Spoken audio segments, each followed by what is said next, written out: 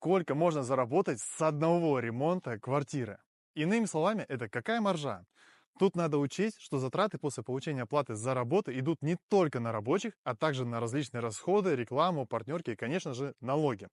И если вы ведете свою деятельность правильно и все делаете вовремя, то ваш чистый доход будет примерно от 30 до 50%. То есть, если стоимость ремонта однокомнатной квартиры будет составлять всего лишь 1 миллион рублей, то при реализации за 3 месяца вы заработаете от 300 до 500 тысяч рублей.